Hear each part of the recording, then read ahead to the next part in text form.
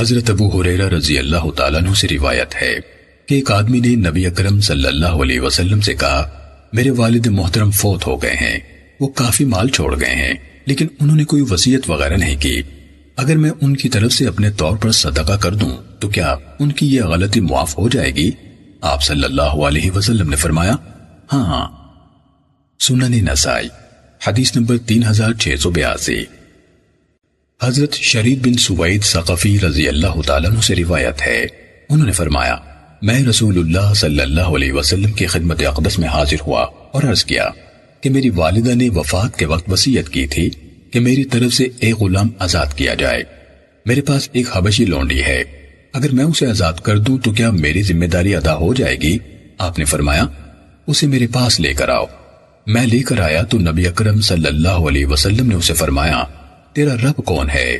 اس نے کہا، اللہ۔ آپ نے فرمایا، میں کون ہوں؟ اس نے کہا، آپ اللہ تعالیٰ کے رسول ہیں۔ آپ صلی اللہ علیہ وسلم نے فرمایا، اسے آزاد کر دے، یہ مومن ہے۔ سنن نسائی حدیث نمبر 3683۔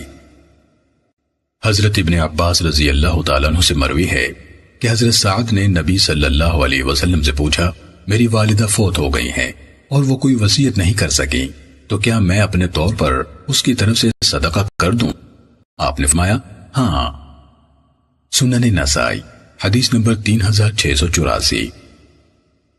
حضرت ابن عباس رضی اللہ تعالیٰ عنہ سے روایت ہے کہ ایک آدمی نے کہا، اے اللہ کے رسول، میری والدہ فوت ہو گئی ہیں، اگر میں ان کی طرف سے صدقہ کر دوں تو کیا اسے فائدہ ہوگا؟ آپ نے فرمایا، ہاں۔ اس آدمی نے کہا، میرے پاس ایک واقعہ ہے، میں آپ کو گواہ بناتا ہوں کہ میں نے اس کی طرف سے صدقہ یعنی وقف کر دیا ہے۔ سنن نسائی حدیث نمبر 3685۔